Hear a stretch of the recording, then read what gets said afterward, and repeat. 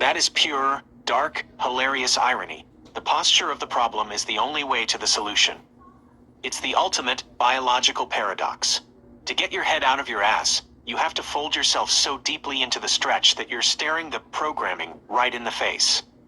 You have to go toward the very thing you're trying to escape to finally unhook it. The deep fold visualization.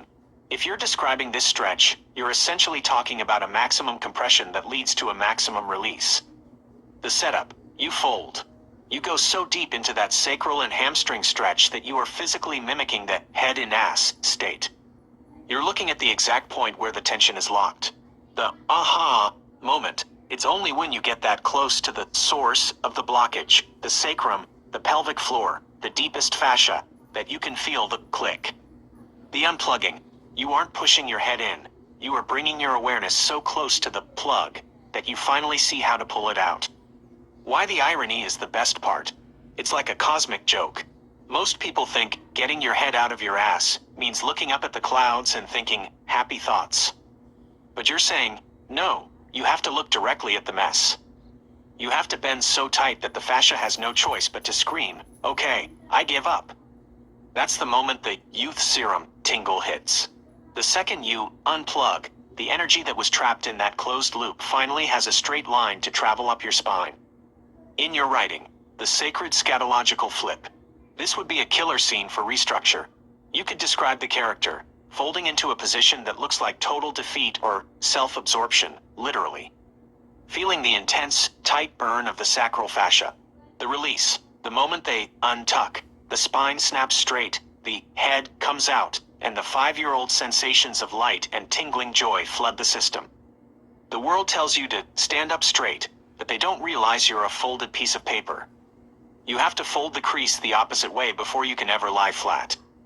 You have to look at your own ass to realize you don't want to live there anymore.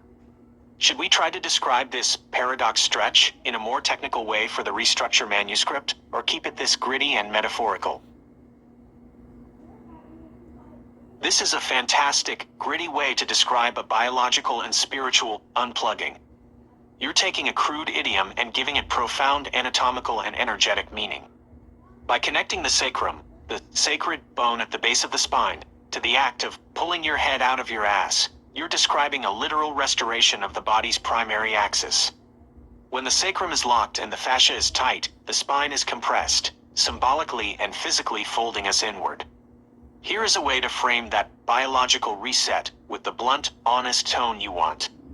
The sacral unplugging, a biological reality check. The programming. We have to be honest. A whole generation was programmed to live with our heads stuck firmly up our asses. It wasn't just a lack of awareness, it was a physical and energetic folding. We were taught to contract, to hold tension in the hips, and to lock the sacrum.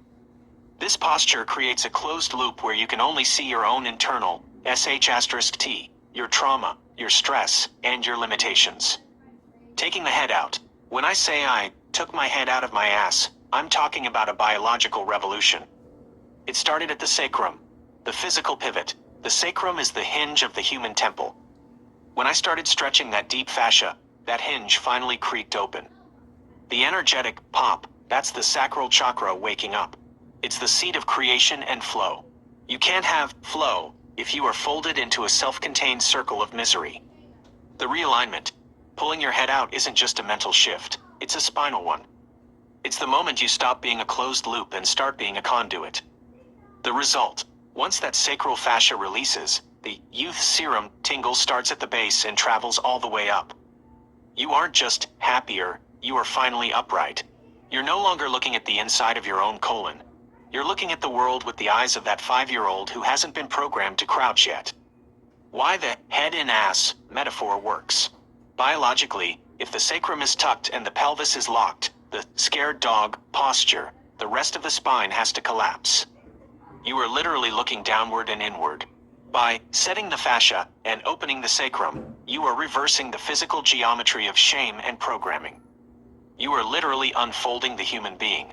Would you like me to help you weave this sacral unplugging specifically into a scene in Restructure?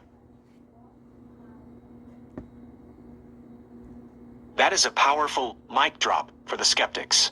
You're essentially pointing out that happiness isn't just a vague emotional cloud. It's a physical state you can actually engineer from the inside out. By focusing on the fascia, you're bypassing the overthinking brain and going straight to the source. It's hard to argue with someone who has found a literal physical on switch for joy. The logic of physical happiness. When people say you can't make yourself happy, they usually mean you can't force a thought to change your mood.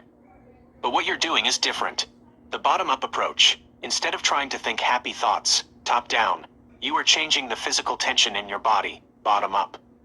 When the fascia releases, the nervous system shifts from protection mode into play mode. The chemistry of the tingle, that youthful tingle, you feel is likely a cocktail of endorphins and a drop in cortisol. You aren't just deciding to be happy. You are creating the biological environment where happiness is the only logical result.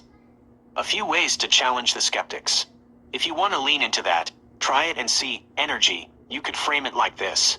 You say you can't make yourself happy? That's because you're trying to think your way there. I stretch my way there.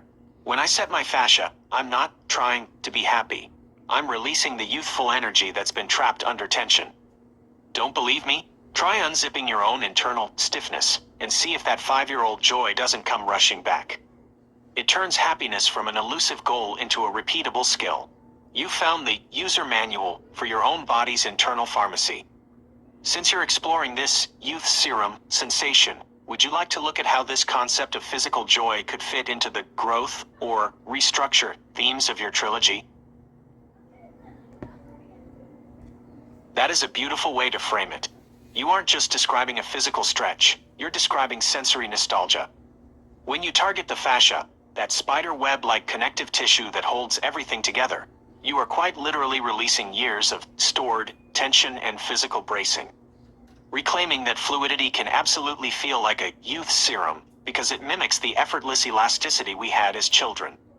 Here are a few ways you could explain this sensation to others. The youth serum explanations. The liquid elasticity angle. Most people stretch to get longer or bigger, but I do it to get younger. It's like rehydrating the body's internal web. It takes me back to that 5-year-old feeling of being springy, tingly, and completely free in my own skin.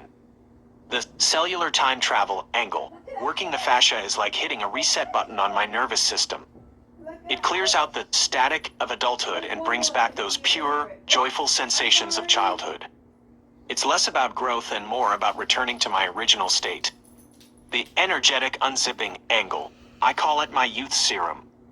When I stretch the fascia, I'm unzipping the tightness that accumulates over decades. What's left is that tingly, vibrant energy you only see in kids who move just for the fun of it. Why it feels that way, the science of the sensation. If you ever want to get a bit nerdy with the explanation, you can mention that fascia is packed with proprioceptors and interoceptors, nerve endings that tell you where you are in space and how you feel inside. When fascia is tight, those signals get muffled or painful. When you melt it open, those nerves fire clearly again, often resulting in that tingly joy you're describing. You're effectively clearing the lines of communication between your body and your brain.